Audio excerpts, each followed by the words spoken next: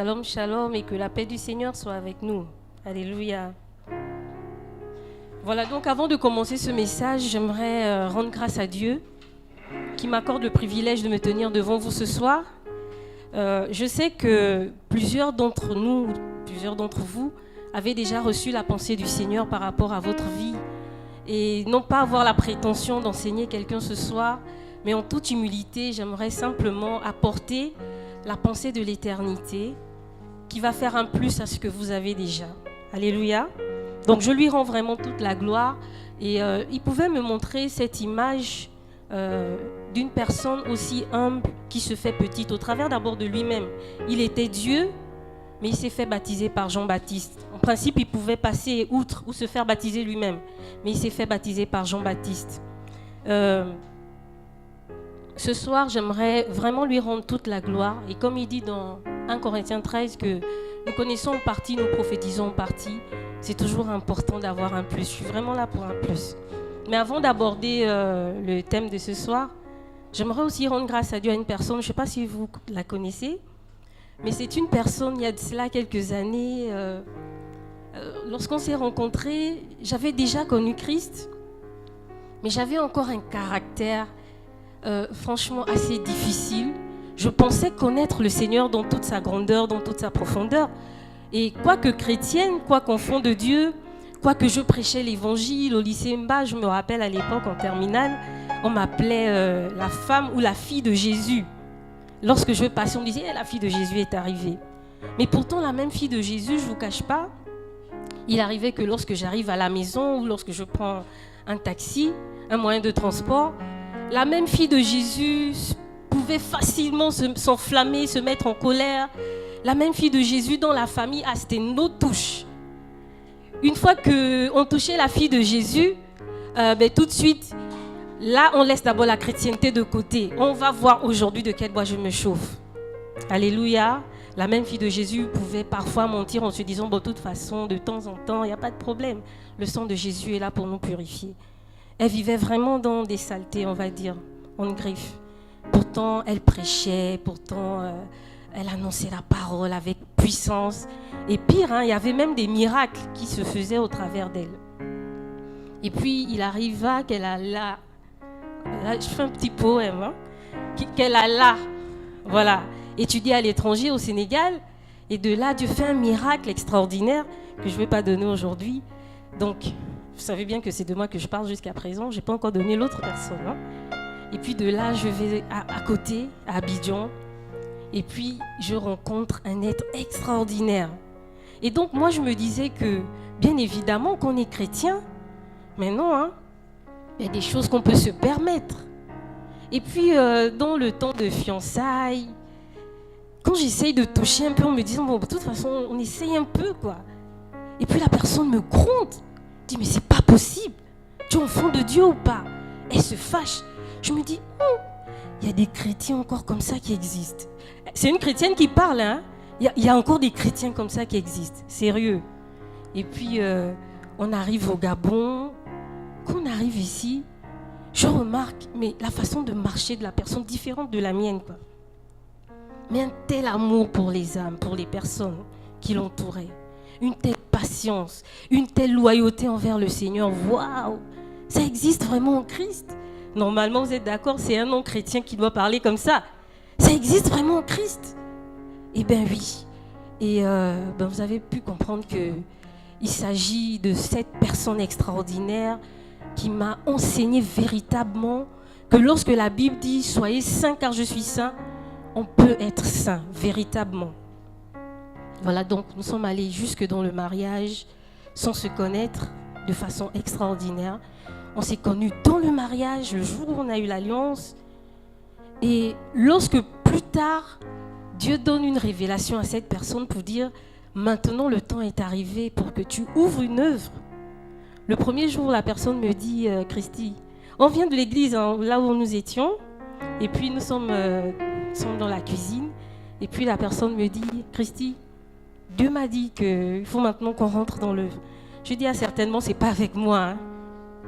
Je ne me vois pas du tout mon pasteur, quoi, surtout pas. Moi, j'avais mes ambitions. J'ai une fibre politique, en fait. Donc je me suis toujours vue, voilà quoi, conseiller du président, voilà, rencontrer les grands de ce monde et puis glorifier Jésus dans tout ça, mais surtout pas maman pasteur. Quoi, tout ce que je vois là, non, mais pas du tout. Et que va dire ma famille, mes amis? On va dire, ah, il est devenu maman pasteur. Je disais non, pas du tout. Et cette personne a pris 1 an. Et un jour, avant que Dieu ne me donne le passage de Romains 14, où il dit, comment entendront-ils parler s'il n'y a personne qui prêche?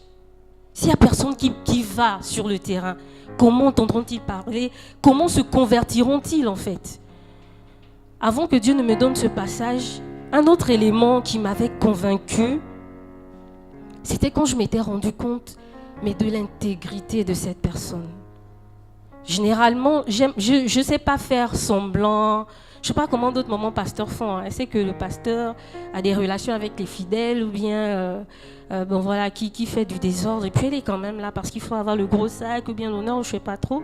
Mais moi, vraiment, ça ne me ressemble pas. Et alors, quand cette personne m'a dit, il faut qu'on rentre dans l'œuvre et que je priais, en plus de cette parole de Romains 14 que Dieu m'avait révélée, je me suis souvenue de l'intégrité de cette personne et je me suis dit, parce qu'il a été un exemple pour moi, alors oui, j'accepte de l'accompagner. Bon, vous avez bien compris qu'il s'agit de mon époux. Voilà toute cette introduction pour vraiment l'honorer ce soir et lui dire merci. Merci parce que c'est un privilège. Je sais combien il y attache du prix pour vous qui êtes là. Il me dit tout le temps, Christy, déconne pour tout, je vais gérer. Mais ne fais jamais de mal à une seule âme. Ça, c'est la recommandation que j'ai. Et si vous apprenez à le connaître, vous allez comprendre que faites tout, mais ne frustrez pas quelqu'un qui vient chercher la face du Seigneur, qui veut apprendre à aimer le Seigneur. Là, vous avez affaire à lui. Alléluia. Donc, c'est mon doudou, c'est mon mari, c'est mon chéri. Bon, votre tour arrive, les femmes, ne vous inquiétez pas. Même pour vous, les hommes, votre doudesse, peut-être, arrive aussi. Et donc... ce soir, j'aimerais nous partager un thème qui m'a aidé. Je ne vais pas tout aborder, je vais donner juste quelques brides. Donc, je précise que soyez indulgents.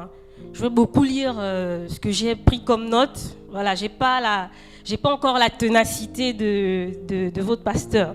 Mais j'espère au moins atteindre un tout petit peu la taille. Donc, comment réaliser en Christ? Il y aura beaucoup de citations. J'aimerais m'apporter une personnalité, puisque désormais vous allez me voir de temps en temps. C'est que je vais beaucoup fonctionner avec des citations. Il faudra prendre note, je suis sûre que ça va aider quelqu'un. Donc avant, on va lire un passage dans Genèse 1. Nous sommes bien sur le thème « Comment se réaliser en Christ ?» Donc Genèse chapitre 1, verset 2. La Bible déclare « La terre était informe et vide.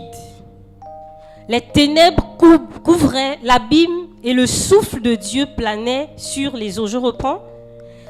La terre était informe et vide, les ténèbres couvraient l'abîme et le souffle de Dieu planait sur les eaux. Ésaïe 45, 18. Car ainsi parle l'Éternel, le Créateur des cieux, le seul Dieu, qui a formé la terre, qui l'a faite et qui l'a affermie, qui l'a créée pour qu'elle ne fût pas déserte, qui l'a formée pour qu'elle fût habitée. Je suis l'Éternel et il n'y en a point d'autre. Alléluia. Est-ce qu'on peut courber nos têtes? J'aimerais recommander ces moments au Seigneur et surtout aussi pour vous qui êtes là, qui entendez la voix du Seigneur, dites au Seigneur de vous mettre une empreinte ce soir au travers de ce que vous allez entendre. Alléluia. Ensemble, est-ce qu'on peut élever nos voix? Père, notre Dieu Tout-Puissant, toi qui règnes dans l'éternité, comme tu nous l'as encore appris la semaine dernière, ce soir, Seigneur, ce n'est pas en un Dieu vain, ce n'est pas en un Dieu quelconque que nous nous adressons, mais c'est à toi qui as formé, comme on vient de le lire, les cieux et la terre, Seigneur. Tu n'es pas contenu dans les cieux puisque tu as toi-même créé les cieux. Tu es dans l'éternité, tu n'as ni de commencement ni de fin, Seigneur. Tu vis à jamais, tu règnes pour toujours. Seigneur, c'est en ce Dieu-là que nous nous adressons ce soir. Seigneur, nous croyons que même des choses viles peuvent sortir ta lumière afin d'éclairer tout homme. Seigneur, ce soir, non pas un homme, mais ta voix, ta personnalité, ton autorité, Nous voulons nous soumettre à toi et t'entendre, Seigneur, dans le nom de Jésus. Je prie d'abord pour moi et aussi, Seigneur, pour ceux, Éternel Dieu des armées, qui m'écouteront ce soir au travers de ta voix. Seigneur, je prie que nous ne puissions pas ressortir les mêmes. Sinon, que sert-il d'avoir effectué tous ces déplacements? Seigneur, qu'il y ait un bouleversement dans le surnaturel, dans le nom de Jésus-Christ de Nazareth. Oh oui, Seigneur, nous voulons voir des secousses spirituelles dans le nom de Jésus-Christ de Nazareth.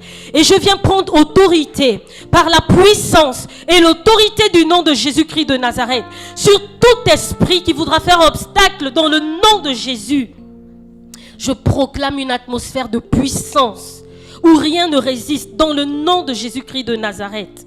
Je déclare la vie de Dieu en ce lieu dans le nom de Jésus. Père Saint, nous te bénissons. Merci pour tes anges qui sont là, qui nous accompagnent. Nous te rendons grâce, Seigneur, au Dieu Tout-Puissant, pour ta présence, pour ton esprit, Seigneur, qui est là. Béni sois-tu, Seigneur, que toute la gloire te revienne. Maintenant, prends la place, Saint-Esprit de Dieu. Prends la place, prends le micro, Saint-Esprit de Dieu, et parle-nous, édifie-nous ce soir, Seigneur, dans le nom de Jésus. Merci pour ton sang qui nous donne d'approcher avec assurance au trône de ta grâce, dans le nom de Jésus. Que toute la gloire te revienne. Amen. Donc nous avons lu 2 passages. Genèse chapitre 1, où la Bible nous dit que au commencement Dieu créa les cieux et la terre, et puis on explique que la terre était informe et vide. Donc les ténèbres couvraient l'abîme et l'Esprit de Dieu planait au-dessus des eaux. Ésaïe 45, 18. Car ainsi parle l'Éternel, le Créateur des cieux, le seul Dieu qui a formé la terre, qui l'a faite et qui l'a affermie, qu'il a créée pour qu'elle ne fût pas déserte, qu'il a formée pour qu'elle ne fût habitée. Je suis l'Éternel et il n'y en a point d'autre. En hébreu, le mot informe et vide signifie tohu vabohu. Tohu vabohu. Est-ce qu'on peut le dire? Tohu vabohu. Tohu vabohu. Informe et vide. Et en français, c'est tohu bohu. En français, en langage plus facile en français. Tohu bohu, parce que c'est compliqué si on doit apprendre l'hébreu aujourd'hui. Donc, tohu, en hébreu, signifie l'être désert, là où il n'y a rien qui pousse, il n'y a rien, pas de vie. Et à chaque fois qu'il s'emploie dans la Bible, il signifie une terre inhabitée, une terre desséchée. Ou dévastée. Nous avons un exemple dans Job 12, versets 24 à 26, qui nous éclaire un peu plus sur le bohu aussi. La Bible déclare, je vais lire, « Il enlève l'intelligence au chef des peuples. Il les fait errer dans le désert, dans les déserts sans chemin. Il tâtonne dans les ténèbres. Il tâtonne dans les ténèbres et ne voit pas clair. Il les fait errer comme des gens ivres. Voici, mon œil a vu tout cela. Mon oreille l'a entendu et y a pris garde. » Le tohu bohu, comme je viens de vous le dire, représente une situation, une personne où il n'y a rien d'habitable, il n'y a rien, il n'y a pas de vie. L'absence de tout chemin, de toute direction. Le tohu bohu de façon générale. Dans Jérémie 4, 23, je veux poser les bases. La Bible déclare, « Je regarde la terre, et voici, elle est comment? Informe et vide. Les cieux et leur lumière a disparu. » Alléluia. Il y a une particularité avec ces passages que je viens de lire. On a compris que tohu bohu veut dire rien d'habitable, pas de direction, pas de vision, pas de projet. Lieu désert ou une personne qui est vide en elle-même. Mais il y a une particularité dans Genèse chapitre 1, verset 2, comme on l'a lu tout à l'heure. La Bible déclare que au milieu de ce chaos-là, l'Esprit de Dieu se mouvait au-dessus des eaux. Ça veut dire que le chaos était là, présent, mais l'Esprit de Dieu aussi était là, présent. Alléluia. Le thème de notre partage, comme je le disais, c'est comment se réaliser en Christ. On va toujours poser les bases. J'ai cherché dans le dictionnaire, je cherchais à savoir c'est quoi se réaliser, parce que c'est la pensée que le Saint-Esprit m'a donnée. Donc, selon le dictionnaire Larousse, parce que je n'ai pas encore le dictionnaire biblique, mais je pense que ce n'est pas très loin dans tous les cas, se réaliser signifie faire passer une chose à l'état de réalité concrète, ce qui n'existe que dans l'esprit.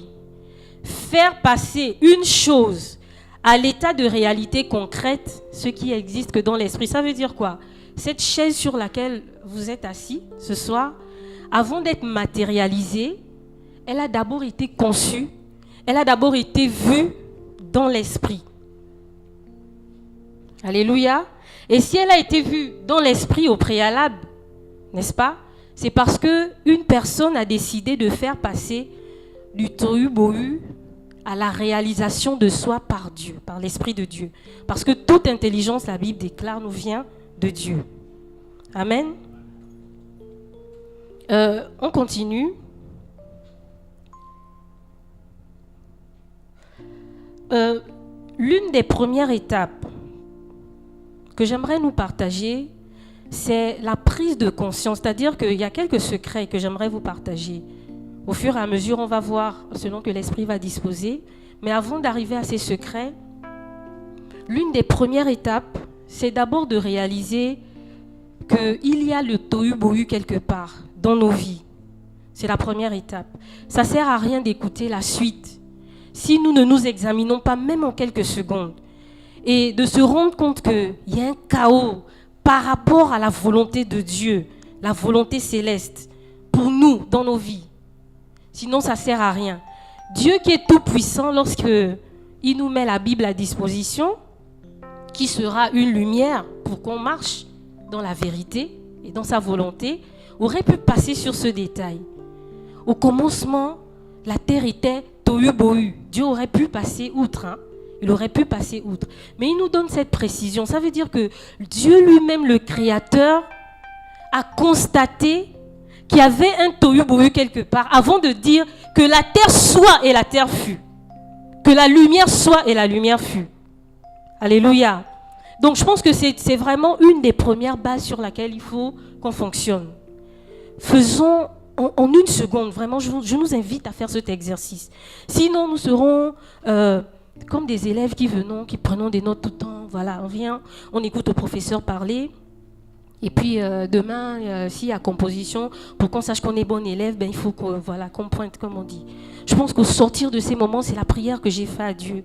Il faut qu'au sortir de ces moments, de ce message, nous puissions avoir des hommes et des femmes qui ont remplacé le tohu-bohu par la révélation céleste qui fera de nous des hommes et des femmes réalisés par l'intelligence divine, au point que le monde entier reconnaisse que Dieu a ses enfants. Et surtout qu'il est Dieu. Parce que moi, chaque fois que je vois un avion passer, c'est extraordinaire. Comment tu ne peux pas croire en Dieu?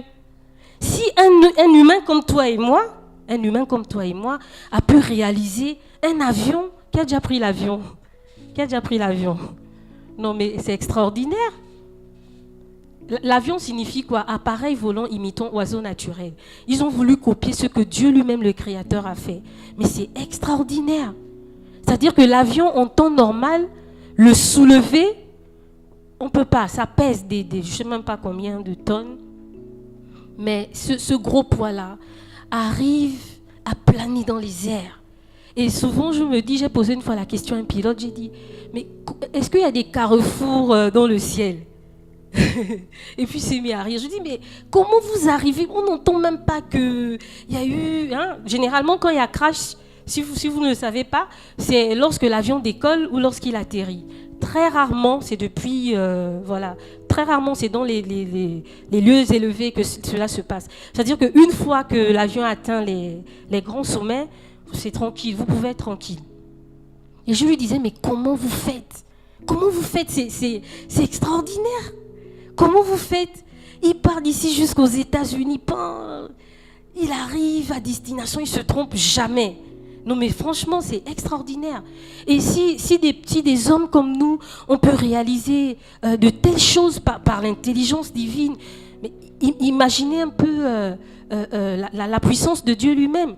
Et pour revenir dans Genèse 1, 2, ce même Dieu, au départ, avant même de réaliser Tout ce qu'on voit aujourd'hui, il a constaté qu'il y avait un tohu-bohu quelque part. Donc je vous disais tout à l'heure, faites cet exercice. Vraiment, j'insiste. J'insiste parce qu'il y a des choses puissantes que moi-même Dieu m'a révélées pendant que je préparais ce message. Je me suis dit, mon Dieu, c'est extraordinaire et c'est fort. C'est-à-dire qu'il en va même de notre salut, vous comprendrez tout à l'heure. Je continue. Est-ce que quelqu'un peut dire avec moi, toujours Dieu répond? Voilà, toujours Dieu répond. Il faut demander à Dieu, dès maintenant, même dans ton cœur, Seigneur, révèle-moi le tohu-bohu en moi. Avant qu'il ne vienne placer la terre et tout ce qu'elle contient, la verdure, la vie. Avant que Dieu ne vienne proclamer la vie qui produise. Toujours Dieu répond. Seigneur, viens répondre.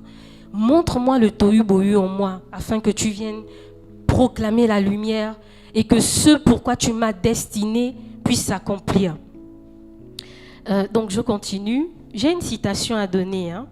J'ai aimé quand mon époux a dit la dernière fois lors de la prédication sur les 5 pôles d'influence de l'Église sur le monde, où il pouvait dire que si nous n'influençons pas, nous serons influencés. Et moi, pour reprendre sa citation, j'ai dit, si nous ne nous réalisons pas selon Dieu, nous réaliserons alors selon...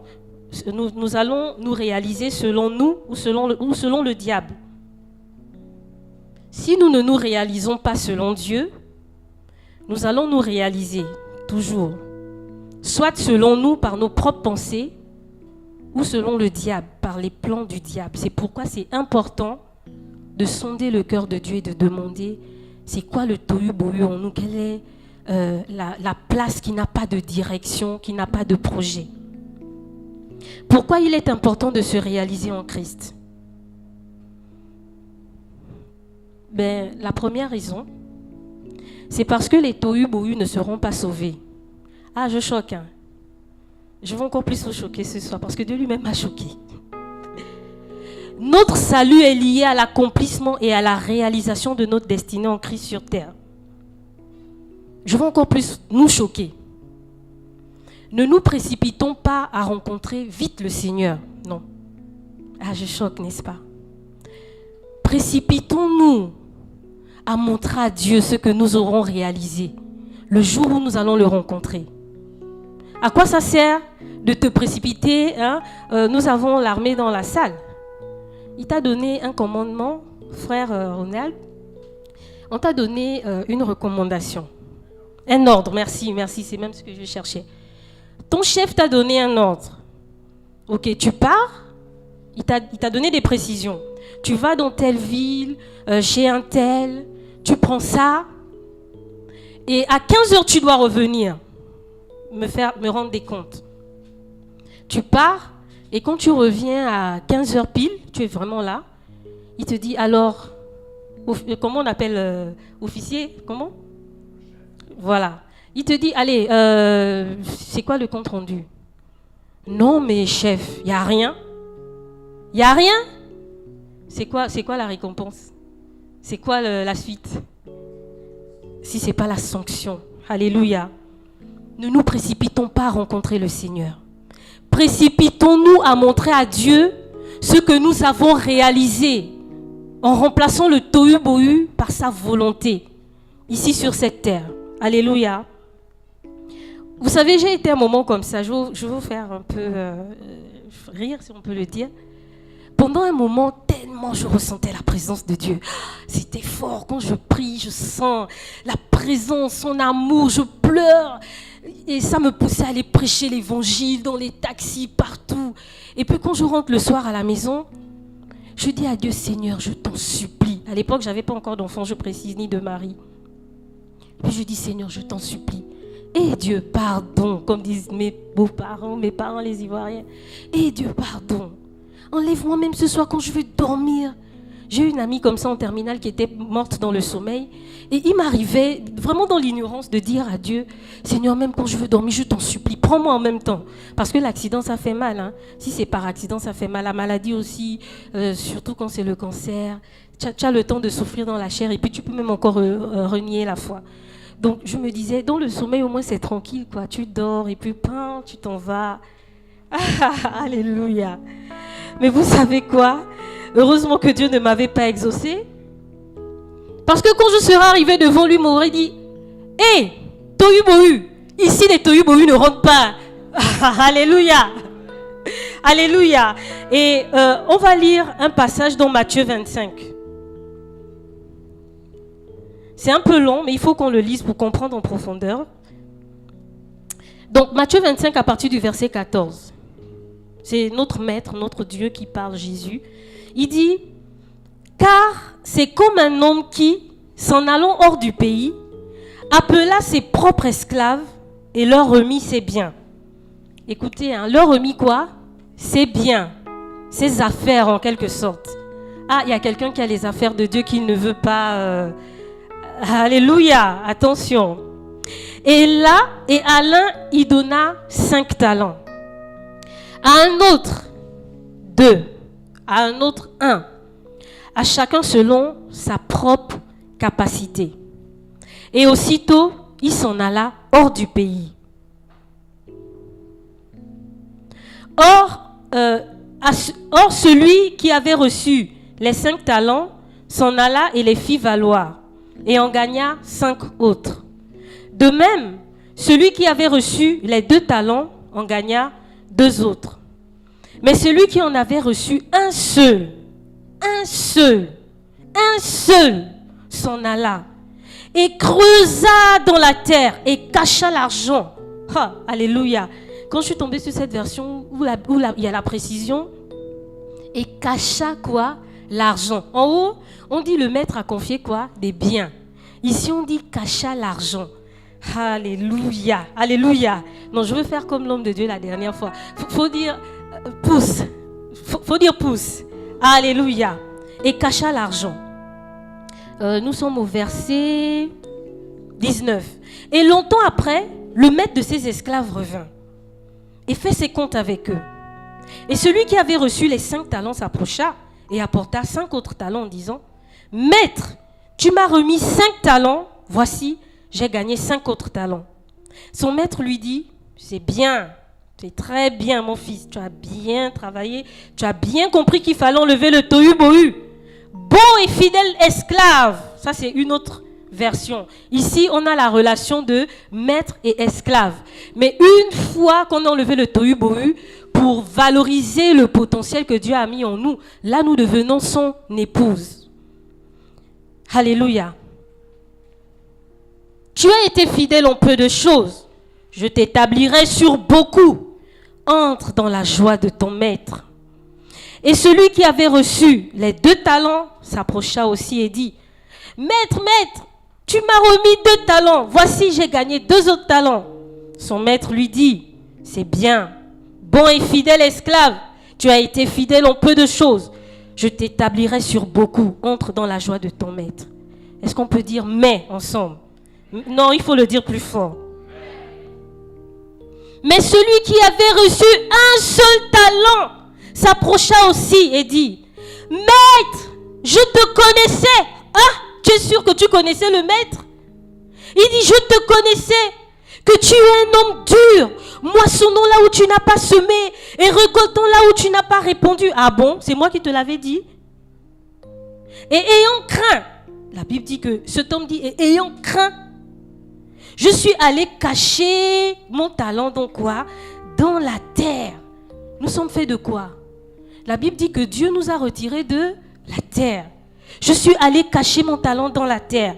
Voici, tu as ce qui est à toi. Mon Dieu, mais quel insensé.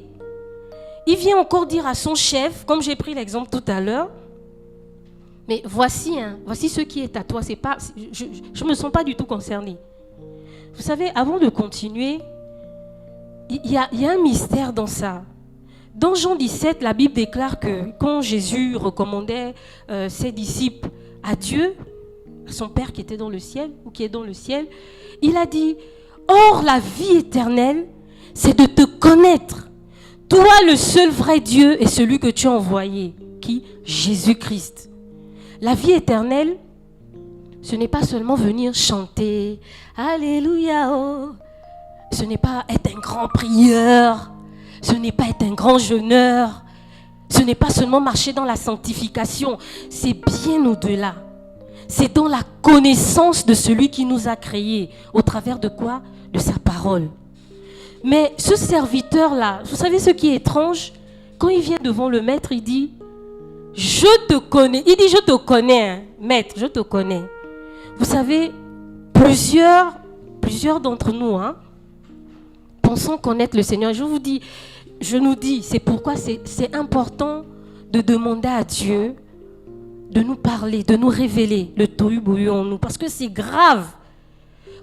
Lorsque nous pensons connaître le Seigneur, nous pensons connaître ses voies, et parfois nous perdurons, nous nous entêtons.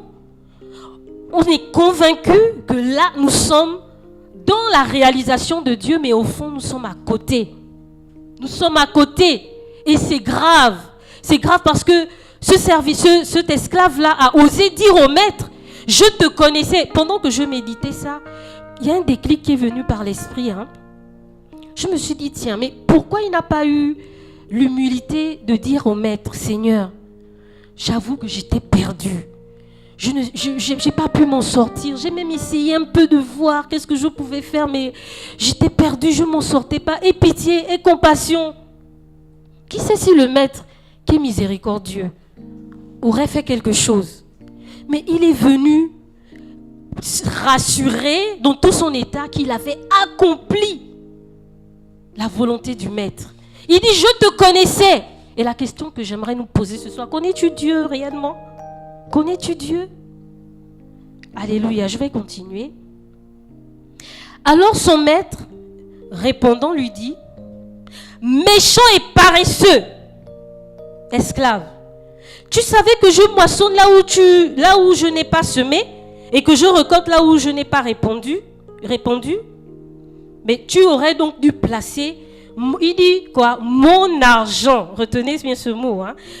Tu aurais dû donc placer mon argent chez les banquiers et à mon retour, j'aurais reçu ce qui est à moi avec intérêt. Aïe Seigneur, donc toi aussi tu fais prêt par intérêt. Alléluia.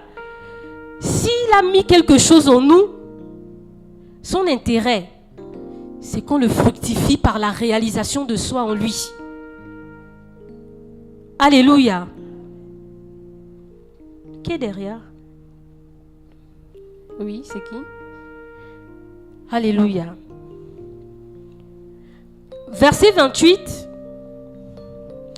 Ôtez-lui donc le talent et donnez-le à celui qui a les 10 talents. Alléluia. Car à celui qui a, il sera donné et il sera dans l'abondance. Souvenez-vous, Jésus a dit, je suis venu afin que mes brebis aient la vie et qu'elles soient dans l'abondance. Mais à celui qui n'a pas, même ce qu'il a, lui sera ôté. Mais suivez la suite, il dit, et jetez l'esclave inutile dans les ténèbres de dehors. Là seront les pleurs et les grincements de dents. Alléluia. Il y a une particularité. Au verset 27, il dit, je l'ai dit tout à l'heure, tu aurais donc dû placer mon argent chez les banquiers. À mon retour, j'aurais reçu ce qui est à moi avec intérêt. J'ai une question, c'est quoi le rôle d'un banquier? Ou quelle est la fonction d'un banquier? C'est de recueillir l'argent, mais pas seulement garder. S'il le garde, il n'est plus banquier. Ce qui fait qu'il est banquier, c'est parce qu'il vend cet argent, il commercialise, je veux dire, cet argent. Les banquiers sont des commerciaux, oui, c'est ça, commerçants de l'argent. Maintenant, la question que j'aimerais encore nous poser, quand le Seigneur insiste sur l'argent, d'après vous, c'est de quel argent dont il s'agit? Le franc CFA, l'euro, le dollar? De quelle monnaie il s'agit? Suivez. Nous allons aller dans Ésaïe 55, 1. Vous savez, c'est marrant. Le Saint-Esprit parle à l'avance, mais on n'y prend point garde. Un jour, le pasteur a posé une question dans le groupe WhatsApp pour ceux qui sont. Pour ceux qui ne sont pas, rapprochez-vous de la sœur Jenny. Il avait donné ce passage de Ésaïe 55 et il avait dit, selon vous, quand la Bible dit « Venez à moi, venez acheter, même vous qui n'avez pas d'argent, venez acheter, venez boire. » Il posait la question, mais c'est avec quel argent? De quel argent s'agit-il? Bon, une seule personne avait réagi et je pense que c'était juste. Auréa, je pense que c'était juste. Donc on va quand même le lire ensemble. Ésaïe 55, 1. Vous tous qui avez soif, venez aux eaux. Même celui qui n'a pas d'argent, venez, achetez et mangez. Venez, achetez du vin et du lait, sans argent, sans rien payer. Et ce que Dieu veut nous dire ce soir, c'est que nous pouvons tout acheter dans ce monde et dans le surnaturel, mais pas avec de l'argent, la monnaie que les hommes ont instituée, mais avec la monnaie, j'ai envie de dire, du ciel, qui a 3 mots. La foi. Regardez ce que ce serviteur inutile disait.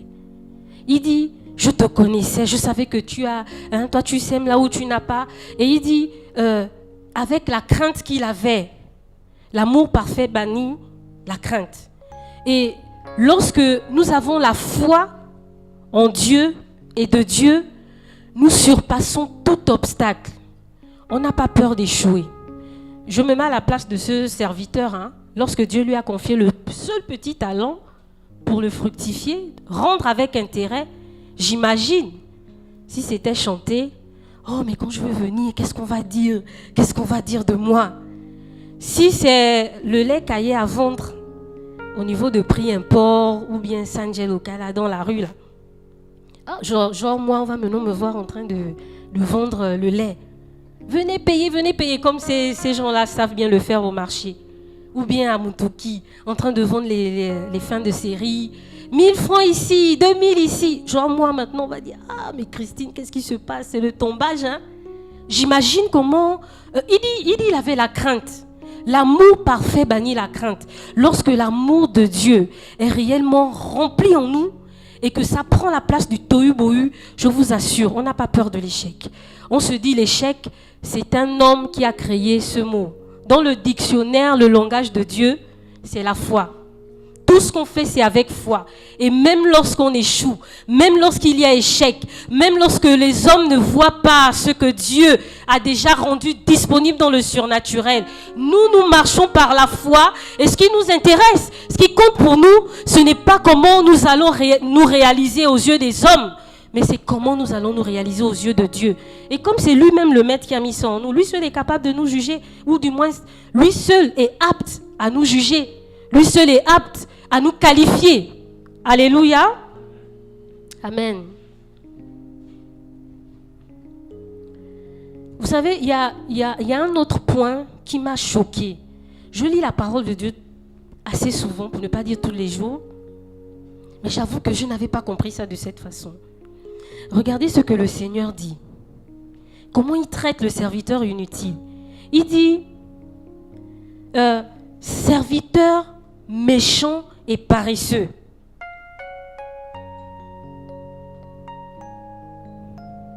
Excusez-moi, je cherche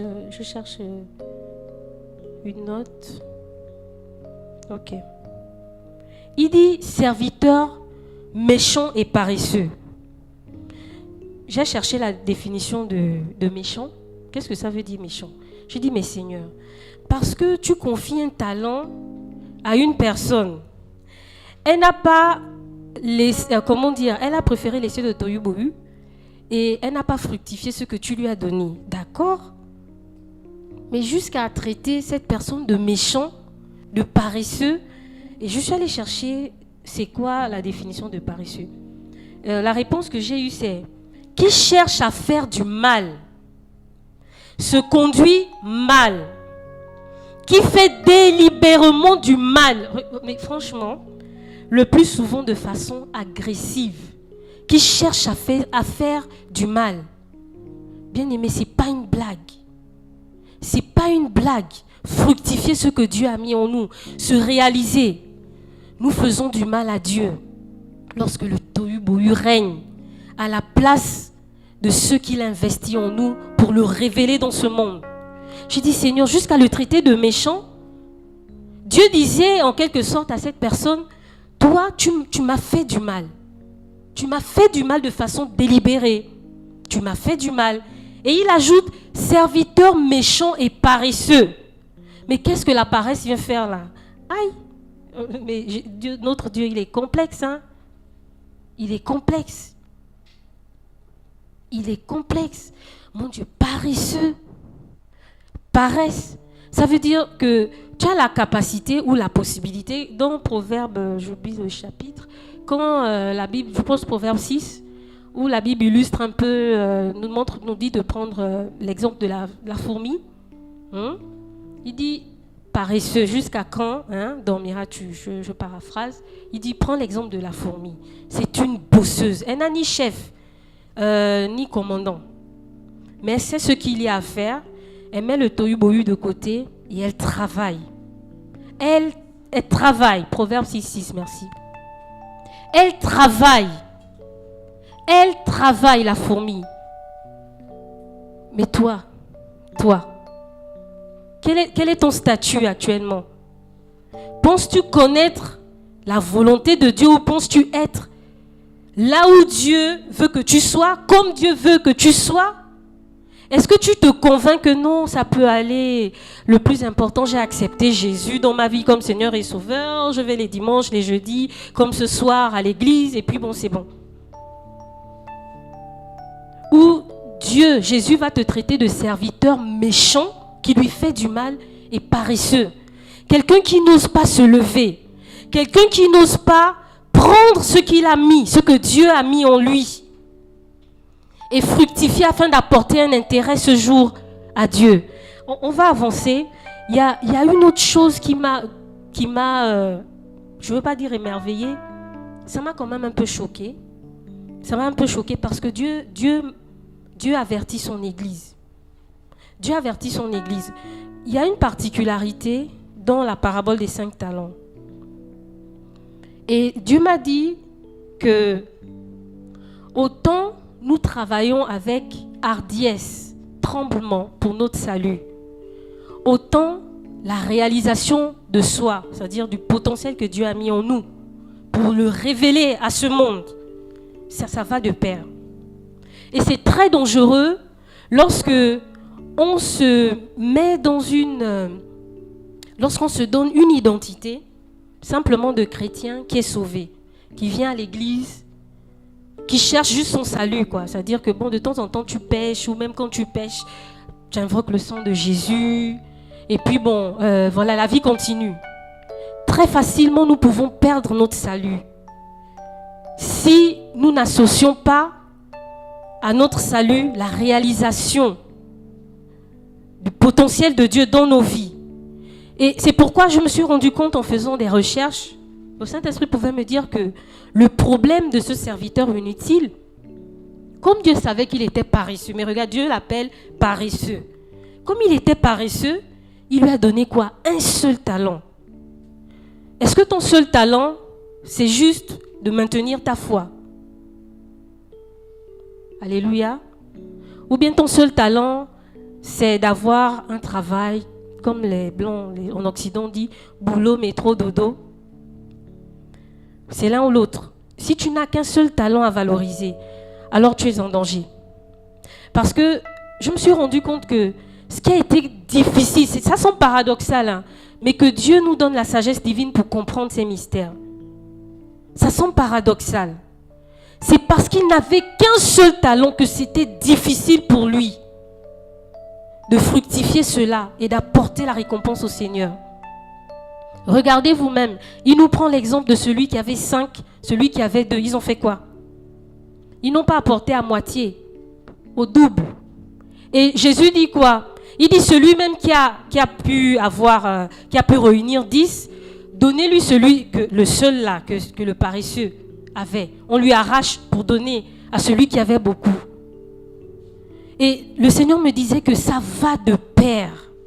Autant nous cherchons à travailler pour notre salut, autant si nous ne voulons pas être en danger, nous devons travailler à la réalisation du potentiel que Dieu a mis en nous, afin de le fructifier et qu'il dise ce jour, comme il a dit aux autres, entre dans la joie de ton maître, bon et fidèle serviteur. Et j'ai envie de vous donner une image. J'imagine le jour, au dernier jour, ou bien même si c'est maintenant. Je peux avoir 2 personnes, Junior, Brad, vous pouvez venir ici s'il vous plaît.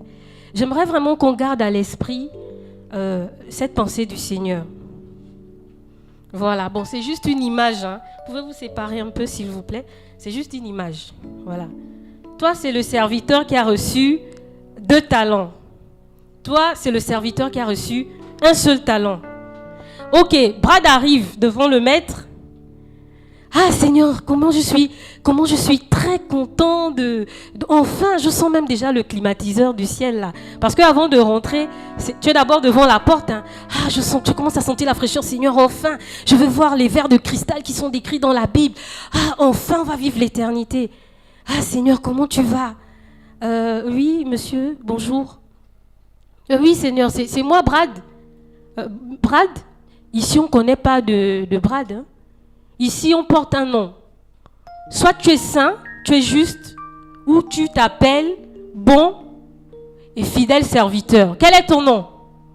Ah, mais Seigneur, c'est moi, Brad. Je priais tous les jours à l'église. Tu te souviens pas, même, je faisais des longues prières de 1h à 6h du matin. Ah non.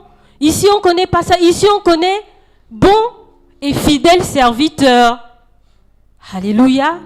Et puis, bon, bien évidemment, celui qui avait, qui a pu fructifier les 5 talents.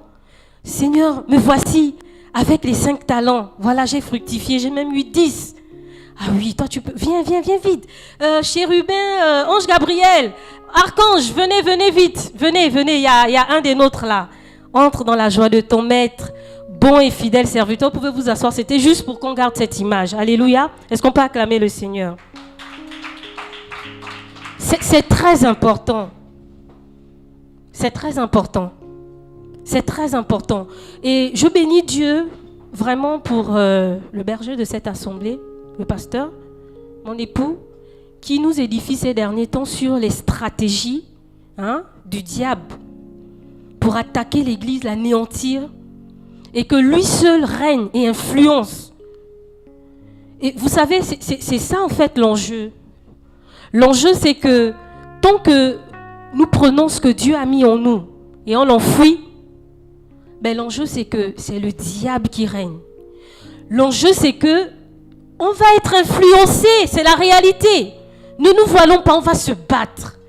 On va se battre et je vous assure, plus le temps passe, les prophéties s'accomplissent. Nous sommes vraiment dans les derniers temps. Nous sommes vraiment... Ce n'est plus une heure où, comme à un certain moment, on voyait certains chrétiens qui pouvaient simplement se contenter de leur foi, venir à l'église, évangéliser de temps en temps, prier, être dans les réunions. Non, bien-aimés, c'est un moment que nous traversons où Dieu a besoin que nous puissions éliminer tous les tohu-bohu en nous, avoir des directions, avoir des projets, avoir de l'influence dans chaque domaine dans lequel il nous positionne, dans la famille, pour ceux qui travaillent, dans vos sociétés. Alléluia. Sinon, c'est le chaos. Et comme il le disait, le pasteur, si nous n'influençons pas, nous serons influencés. On ne peut pas se convaincre comme ce serviteur inutile qui a osé dire à Dieu, je te connaissais, je sais comment tu es. Ah bon? Moi, Dieu, tu me connaissais, tu es sûr? Non. Alléluia. Non, c'est important, bien-aimé, c'est important. À quoi Dieu t'a appelé? Est-ce que tu as même un projet avec Dieu? Qui a un projet pour 2019 là? Qui sait ce qu'il a à faire avec Dieu? Est-ce que c'est normal? Il faut dire c'est pas normal. C'est pas normal. C'est le tohu-bohu. C'est le tohu-bohu. 2019 arrive. Comment tu vas attaquer 2019? C'est le tohu-bohu. Ce n'est pas normal. Et il faut absolument remplacer ce tohu-bohu par la puissance de Dieu au travers du potentiel qu'il a investi en toi. Alléluia. Nous, mon mari et moi, on a dit un projet. Aujourd'hui même, on en parlait encore. Je ne vais pas le dire ici. Mais généralement, depuis qu'on s'est mariés, dans les 2-3 ans qui arrivent là, il n'y a rien. Généralement, quand vous allez entendre, on a fait sortir un livre ou on a fait tel grand événement, c'est parce que ça a été planifié à l'avance. On a le temps de soumettre cela au Seigneur, sonder sa volonté, rechercher sa face et se laisser conduire par lui. Et on a une autre particularité, on s'en fout de si ça échoue, si ça marche, si on est convaincu que c'est de Dieu. Mais je vous dis la vérité. Récemment, on a fait sortir notre premier bébé ensemble, parce que lui, il écrit déjà bien avant. 30 jours pour restaurer son couple, coécrit pendant près de 2 ans ensemble. Et on s'était dit que ça doit sortir au séminaire Itonda. Au séminaire Itonda, on a pris quelques sœurs ici, on a fait une mini-veillée là, essayer de corriger. À un moment donné, on était fatigués. Mais on aurait pu se dire non, pour notre image, le livre va rester. Nous, on a compris que c'était la saison de Dieu, que ça sorte au séminaire Itonda. Avec les fautes, on a réfléchi, on a dit bon, au niveau de la première page, on va écrire au lecteur, veuillez nous excuser. Comme ça devait sortir au séminaire Itonda, on n'a pas eu tout le temps pour corriger les fautes. Veuillez nous excuser, mais voilà, le livre est là. Au moins, ils sont avertis d'avance et puis ça va faire taire les Congosseurs pour dire « Oh, mais eux aussi, comment ils peuvent faire sortir un livre bourré de fautes ?» Au moins, le projet est sorti. Et quand Dieu arrivera, il va nous dire, si c'est maintenant qu'il nous prend en tout cas, il va dire « Ah oui, entrez dans la joie de votre maître, bon et fidèle serviteur. » Alléluia. Amen. Non, il faut dire 2, c'est le minimum. 2. Non, il faut le dire, 2, c'est le minimum. 2, c'est parce que la réalité, en plus, vous savez quoi? C'est que Dieu nous a dotés de 5 talents. C'est juste une image. Il nous a dotés de beaucoup de capacités. Je ne sais pas si c'est fondé ou pas qu'on dit que l'homme n'utilise que 10% de ses capacités. Je ne sais pas si c'est fondé ou pas, mais ce qui est sûr, ça se dit. Et l'une des premières personnes qui a donné cette affirmation, c'était Einstein, que tout le monde connaît. Et puis, il y a eu des débats là-dessus. Mais une chose est certaine, s'il a fait sortir cette affirmation, c'est parce que c'est une chose dont ils ont vu que ça s'approchait du réel. 10% de nos capacités. On est appelé, puisqu'on a été fait selon l'image de Dieu, l'avion que les hommes ont réalisé, je vous assure, c'est petit devant tout ce qu'on est capable de réaliser en Dieu. Et donc, 2 talents, c'est vraiment le minimum. Non, il faut le dire, 2 talents, c'est le minimum. 2 talents, c'est le minimum. Si tu n'as qu'un seul, prépare-toi et pose-toi la question, est-ce que je connais réellement Dieu? Il faut qu'on aspire. Il faut qu'on aspire. Demandons vraiment à Dieu, sondons le Seigneur. C'est quoi le tohu-bohu en moi? Si tu n'as pas de direction, tu peux demander à Dieu une direction. Tu peux demander à Dieu un projet. Tu peux demander à Dieu de te révéler. Lorsqu'on cherche la face de Dieu, toujours il se révèle. Toujours il parle. C'est ça l'avantage qu'on a. On ne prie pas un Dieu muet. On ne prie pas un Dieu, une statue. On prie un Dieu vivant qui parle d'une manière ou d'une autre. Alléluia. Et je pense que l'heure s'approche. J'ai une citation à donner que j'aimerais que chacun de nous garde dans son esprit. J'ai écrit, si dans notre esprit, c'est le tohu-bohu, quoique Dieu est à côté de nous, car l'Esprit de Dieu se mouvait au-dessus des eaux, facilement, même notre salut sera menacé si nous n'aspirons pas à être des personnes prêtes à se rendre disponibles pour révéler notre Dieu au monde. Alléluia. La semaine prochaine, s'il plaît à Dieu, je vais vous partager les ennemis de notre réalisation de soi selon le Seigneur. Si aujourd'hui le tohu-bohu insiste, persiste et règne dans chacune des terres ici présentes, ou pour vous qui me suivez sur Internet, c'est parce qu'il y a des ennemis qui se sont levés. Souvenez-vous, nous avons l'éternité qui est Dieu, que personne ne peut penser ou imaginer. Ensuite, il a créé les cieux, le royaume des cieux, n'est-ce pas? Et entre le royaume des cieux et le ciel qu'on voit ici, il y a le monde céleste. Ces entités, ces forces invisibles qui se positionnent pour nous empêcher de réaliser ce que Dieu a investi en nous afin de le révéler. Et qu'il nous dise, entre dans la joie de ton maître bon et fidèle serviteur. Satan, le diable, sait l'enjeu qu'il y a pour nous de nous réaliser. C'est pourquoi il va toujours tout mettre en place. Il va dresser des adversaires, des ennemis, afin qu'au dernier jour, on dise à Dieu, Seigneur, j'ai enfoui, j'ai caché, j'ai gardé soigneusement le seul talent que tu m'as donné. Donc que Dieu vous bénisse. On se dit à la semaine prochaine.